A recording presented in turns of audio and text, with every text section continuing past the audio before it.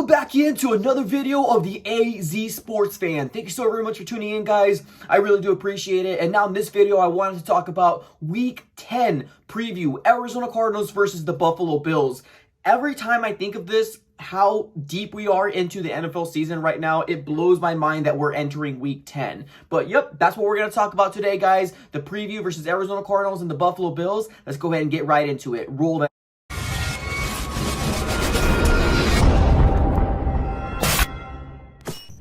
Alright guys, welcome back in. Now, like I mentioned in the intro, what I wanted to talk about was Week 10 preview, Arizona Cardinals versus the Buffalo Bills. Really excited about this game. We're going to move on from that Miami game. I don't want to talk about it anymore. Right now, we're currently sitting 5-3 on the season, which honestly is still a really good record. We're 2 games above 500 and have about 9 games left in the season. So really, anything can happen. So let's go ahead and move on and let's be positive and let's start thinking into the next week. But before we get started, go ahead and do me one quick favor. Let's do our quick due diligence. If you're new, please consider subscribing to the AZ Sports Fan on YouTube. Do a lot of different stuff here, post reactions, pre-reactions, lives. Make sure you drop a like on this video. It helps let the channel grow, and make sure you put that post notification bell on as well, just so you're aware when I go live and when I drop the next video. Without further ado, let's go ahead and just jump right into the topic here. Now, when you think of the Buffalo Bills, every Arizona Cardinal fan last week was a Buffalo Bill fan. They did us a really big favor, and unfortunately, the Arizona Cardinals could not capitalize and get into that #1 spot in the NFC West. Now, if we take a look at the standings, it is close right now. We're all sitting about, 1 to 2 games away from each other. So honestly, with 9 games left in the season, guys, let's be positive. We can still make a great playoff push for the 2020 season. Of course, during these videos, I always like to start off with the opponent here. 3 things to look out for. Now, I think these ones are all pretty obvious. The very first one is going to be none other than their rising star of a quarterback, Josh Allen. Now, I know he gets a lot of flack within the national people. I don't know why, personally. I really do like Josh Allen. He's a big frame, big arm quarterback. He can definitely go ahead and turn the game around just like that. And he can actually run out of the pocket as well. He's probably not the fastest out there when you think of, Russell Wilson, Kyler Murray, Lamar Jackson, that type of stuff, but he got some speed on him as well. So being that he's a big quarterback, I'm a little worried about the matchup between our defense and Josh Allen, being that he's a big frame quarterback. Sometimes we have an issue with quarterbacks running out of the pocket, but it's needless to say that everybody knows that Josh Allen's having a very good season. Right now, he took his team. They're sitting at a 7-2 record right now, so congratulations to the Bills. Like I mentioned before, they did a really big favor for us last week. And honestly, Josh Allen can get the job done. I know there's a lot of Arizona Cardinal fans that kind of are seeing this game as a loss already. Now, during my prediction, my way too early prediction earlier in the season, I actually stated that we will lose against this game, but seeing that the Arizona Cardinals are playing very well, I don't know. I feel like we're going to match up very well against the Buffalo Bills. But definitely player number 1 to watch is definitely going to be Josh Allen. I think he's going to have a very good game against this Arizona Cardinal defense.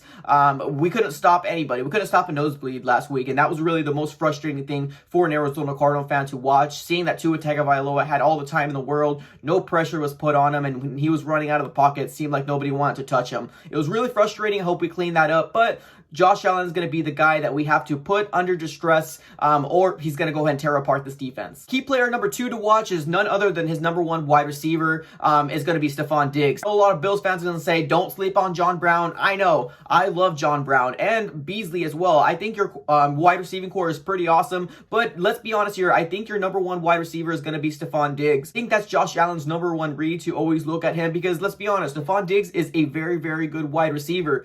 Coming from the Minnesota Vikings, obviously he wanted out there. It's a mess of an organization. They seem to be cleaning it up a little bit with, pretty much running Dalvin Cook up and down the field, but Stephon Diggs wanted to be more of a passing type offense, and he's getting that with the Buffalo Bills. Now, really excited about the matchup between them two, or the career growth between Josh Allen and Stephon Diggs, because so far, I'm liking what I'm seeing here. I think Josh Allen really needed a #1 wide receiver, and the Bills organization went out there and got him a #1 wide receiver. Now, there's no doubt right now that Stephon Diggs is having a really good season with the Buffalo Bills, and he's trying to get over that 1,000 yards and being that #1 wide receiver type stats, and I can definitely see him do something like that. We need to make sure that we contain Stephon Diggs. Now, I know it's a lot easier said than done, being that Patrick Peterson, honestly, I still love the guy. He's awesome.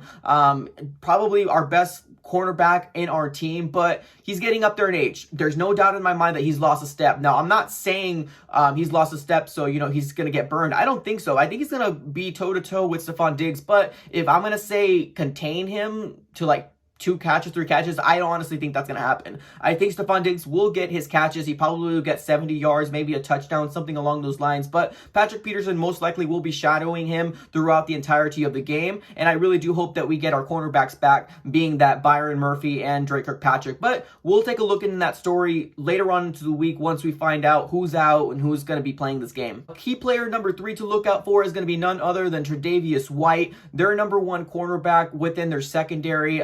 The Buffalo Bills is known for their defense, in my personal opinion, especially looking what they did to Russell Wilson last week. They're going to probably play that same type of mentality to the Arizona Cardinals as well, because we're pretty similar to the Seattle Seahawks. They're probably going to do a lot of zero blitzes, put everybody along the line, peel people off just to confuse Kyler Murray. Now, I feel like Kyler Murray did a very good job against the Miami defense. Unfortunately, we just missed a kick, and that's the reason why we lost that game. The number 1 player on that defense I feel like we definitely need to look out is none other than Tre'Davious White. This guy is a baller. I don't know. I think he's only gotten like 1 interception in a while, but I think needless to say that he's probably going to be shadowing DeAndre Hopkins, which obviously the number 1 target for Kyler Murray is going to be DeAndre Hopkins. So we're probably going to see that matchup, which would actually be really exciting to see. But the good thing is that Christian Kirk has come up and he's been getting consistent within the last like 2 or 3 games. So if we can still get some consistency from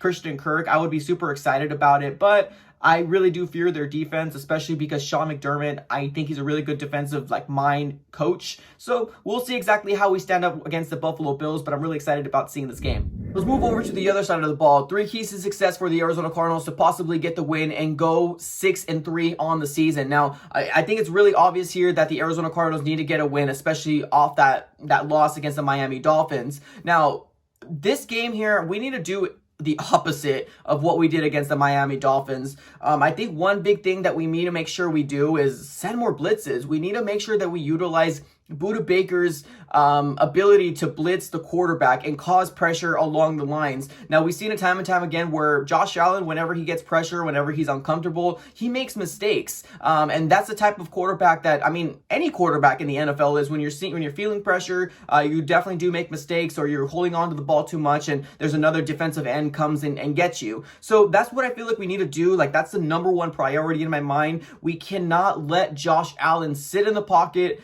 and pretty much just pick whatever wide receiver he wants to throw the ball to, because if it's going to be a deep shot and he's got 4 to 5 seconds in the pocket, he's going to find an open wide receiver.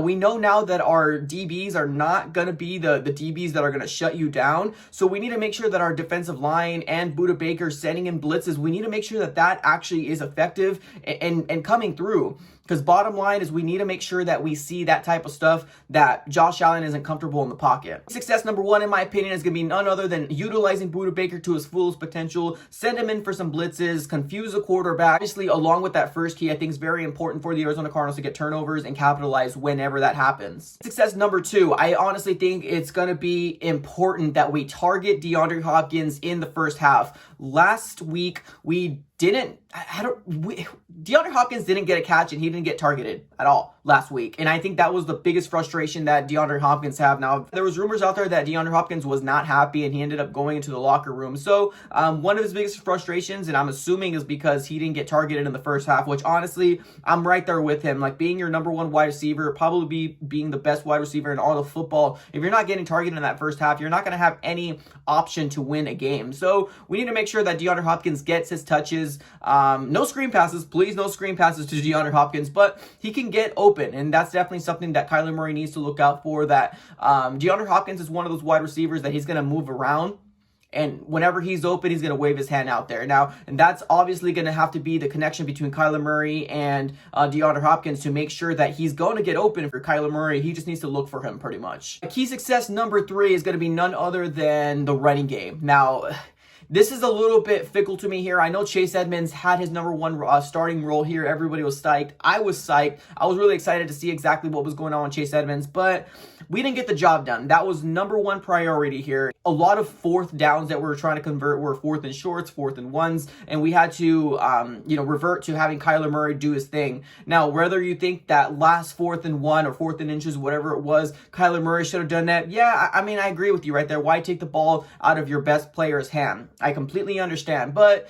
if it failed, we would have said, why not give it to Chase Edmonds? So at this point, we just kind of have to live with it. We're 5-3. Honestly, it's still a really good record within the NFL. We're number 2 in the NFC West. So I'm actually really happy about the record. Am I happy about the way we played? No, I'm not. Obviously, we lost. But I think the truth of the matter here is that we need to make sure that we get our run game going. It's important. It's obvious, whether it's, Chase Edmonds, DJ Foster, whoever they're going to put behind Chase Edmonds, it's important that we get going. I want to see at least 75 to 80 rushing yards, not quarterback related. Like, obviously, if Kyler Murray gets his own, he's probably going to get, anywhere between 50 to 75.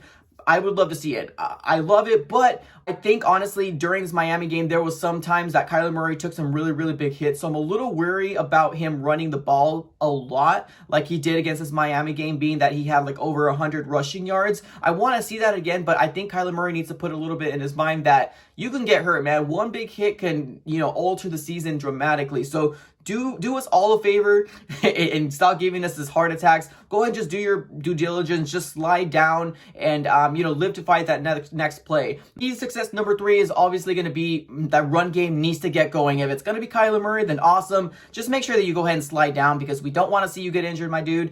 We want to see you throughout the rest of the season, and obviously our future quarterback for the future. Running game is going to be very important for the Arizona Cardinals to establish. I think the Buffalo Bills are very inconsistent with their running game, so we're going to probably start seeing a high dose of passing from Josh Allen, which can work to our favor, especially if we're blitzing him. Now, we need to make sure that whoever they roll out, whether it's Singletary, whether it's Zach Moss, we need to make sure we shut it down. Now, I don't think it's going to get shut down if they do decide to do a heavy workload of their running backs. That might be in their favor to do something like that, to be honest with you, because I don't think we've really shut anybody down other than like Zeke Elliott. But let's be honest, Zeke Elliott had a very, very bad season, and the Cowboys are having a terrible season right now, so I can't really hang my hat on that. I would only hope that the game plan for the Buffalo Bills is going to be like, let's pass this ball up and down the field, because then it gives us a little bit more time to blitz and all that different stuff, and everything can kind of go in our favor that way. Overall, I'm really excited about this game here. This is going to be a really early game for the Arizona Cardinals and Buffalo Bills. Good thing is going to be our home stadium, so we got to make sure that we show up for our fans, for the Bird Gang, all that different stuff. Let's make sure that we get a win. Let me give you my prediction here for this game. I think it's going to be a really, really close one, but I think the Arizona Cardinals will pull it out 31-27. Arizona Cardinals, guys. Let me know what you guys think in the comments below. That's all I got for this episode. Thank you so very much, and I'm out.